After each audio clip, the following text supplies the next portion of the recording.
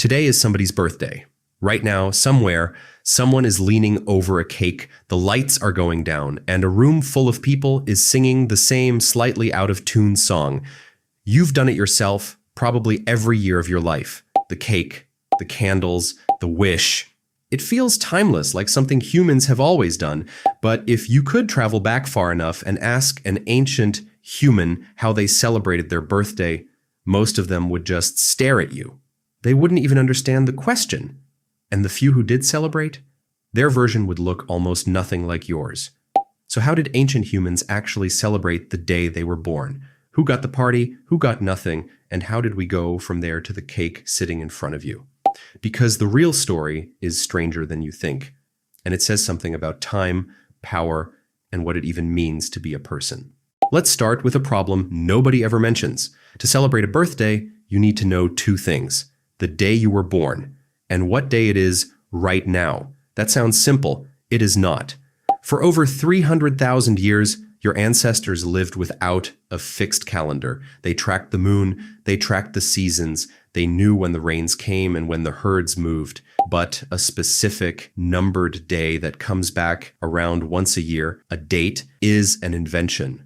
Hunter-gatherers didn't measure their lives in dates. They measured them in events. The winter, the river froze solid. The summer, the great fire came. The season, the first child was born. Anthropologists who study modern hunter-gatherer groups have found this again and again. People often don't know their exact age, not because they're unintelligent, because a number is just useless. What matters is whether you're a child, an adult, a parent, or an elder. Your stage of life mattered enormously. The number attached to it mattered not at all. So picture this. You walk up to one of your ancient ancestors and ask, "How old are you?" And they look at you like you asked them to do long division. Imagine trying to renew your driver's license with, "I'm roughly 40, give or take a decade." The single fact you've carried your entire life, your age, would have been meaningless to almost every human who ever lived, which means for most of human history, the birthday celebration simply could not exist. There was nothing to celebrate because there was no date to celebrate it on. And when birthdays finally did show up, the first ones didn't belong to ordinary people. They belonged to gods and to the men who claimed to be gods. The earliest written reference to a birthday celebration we have comes from ancient Egypt. In the book of Genesis, there's a line describing a feast held on Pharaoh's birthday, one of the oldest birthday mentions in any text on earth. But here's the catch historians point out. Scholars still debate whether this birthday was the day Pharaoh was born or the day he was crowned, because in Egypt, when a pharaoh took the throne, he was reborn as a living god. His coronation was his real birth. So the first recorded birthday party in human history may not have celebrated a baby at all.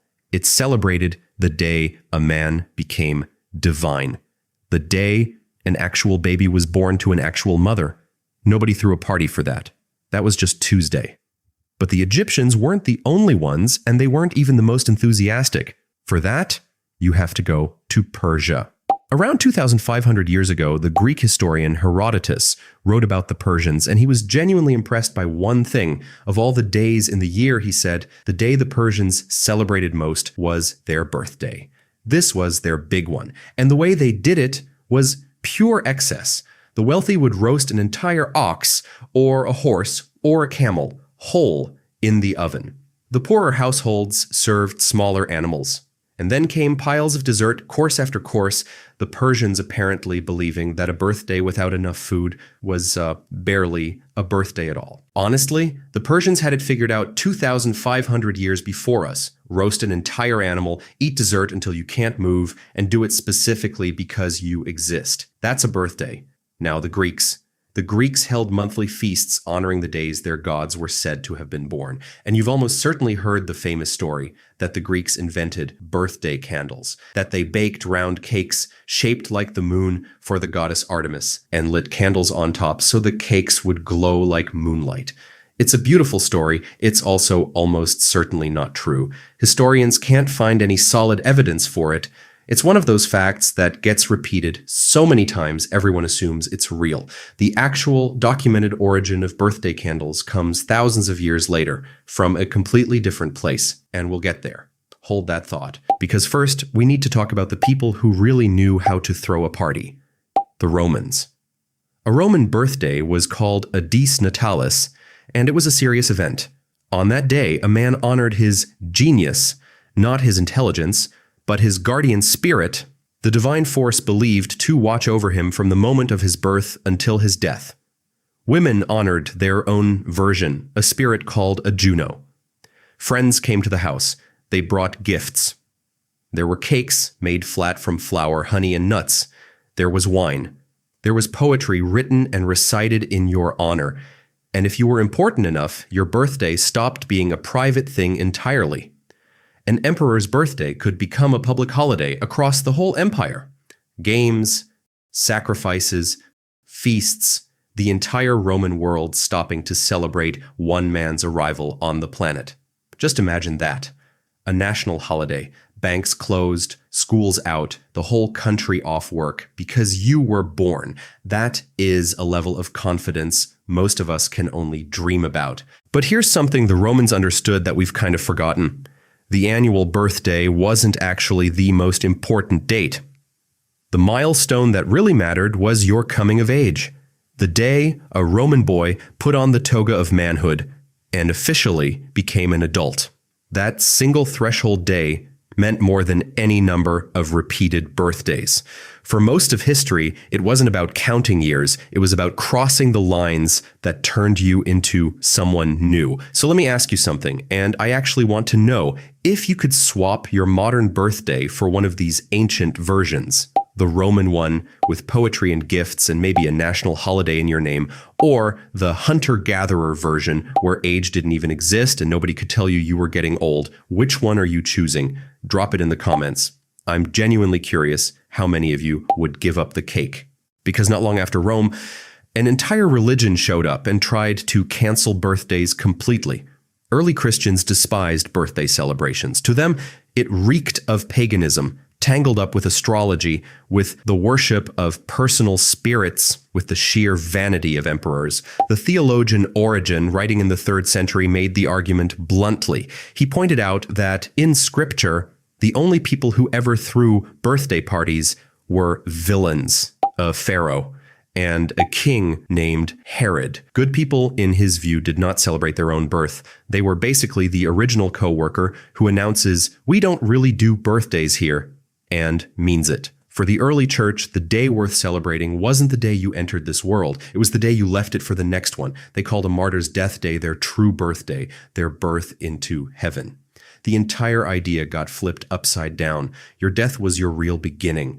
It took centuries to soften. And what eventually brought the birthday back was, in part, the celebration of one specific birth, the birth of Jesus. Once the church was celebrating a holy birthday every December, marking a birth became acceptable again. But the church left a fingerprint that's still around today. In much of Catholic Europe, people didn't celebrate the day they were born. They celebrated their name day, the feast day of the saint they were named after. If you were named after Saint Joseph, you celebrated on Saint Joseph's Day every year, along with every other Joseph in town.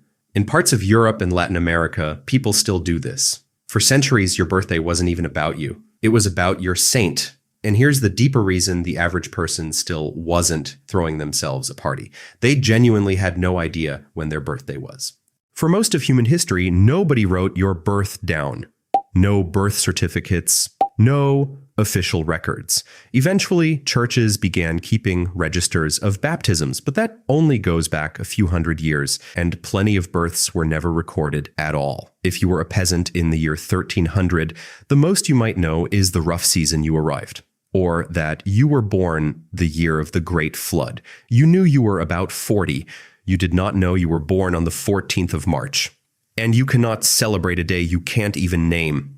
Universal birth registration, the system that stamps an official, documented date onto every single person, is shockingly modern.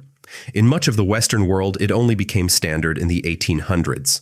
England didn't make it routine until 1837. in many places, it took until the 1900s.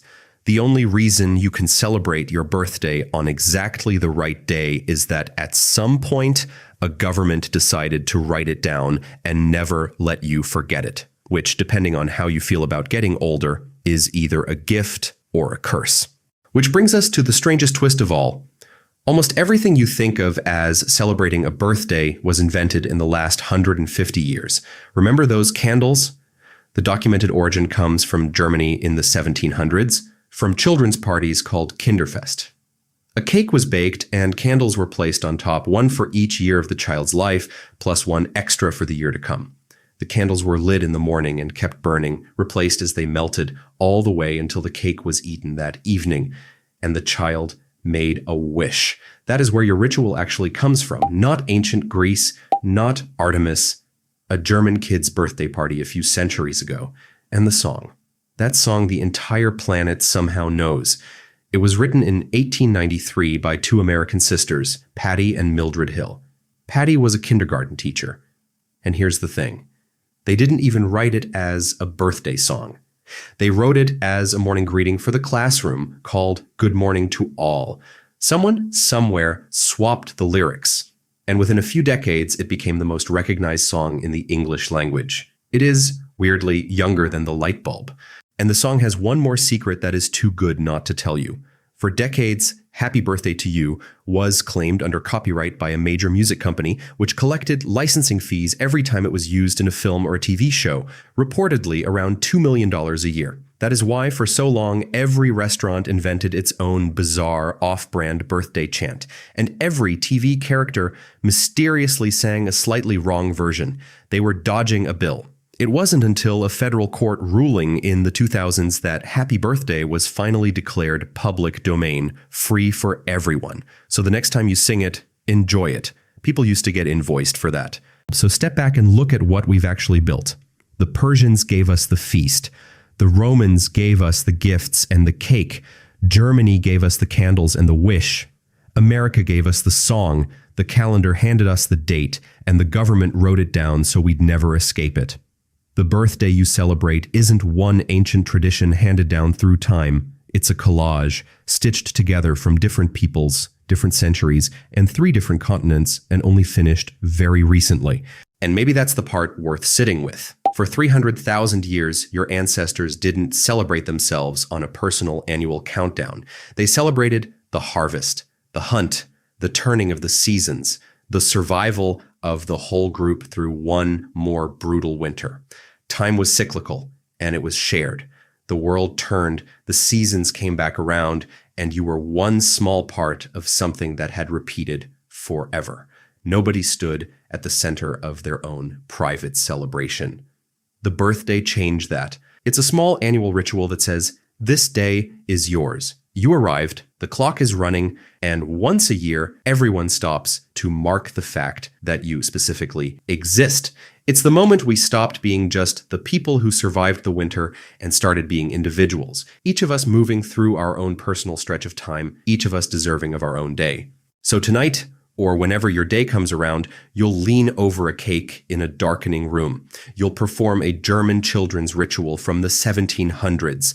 You'll raise a toast the Romans would recognize. You'll eat until you can't move the way the Persians did. And you'll close your eyes and make a wish while everyone sings a song from 1893 that somebody used to own. You'll be celebrating in a way that took all of human history to invent, and that almost no human who ever lived ever got to experience. Ancient humans did celebrate birthdays, just not the way you do. Not all of them, and not for most of the time, we've been human. That cake in front of you is one of the newest, strangest, most quietly remarkable things about the life you're living right now. So before you go, what's the wildest birthday tradition you've ever heard of anywhere in the world? Drop it in the comments. I have a feeling some of these are going to be even stranger than roasting a whole camel.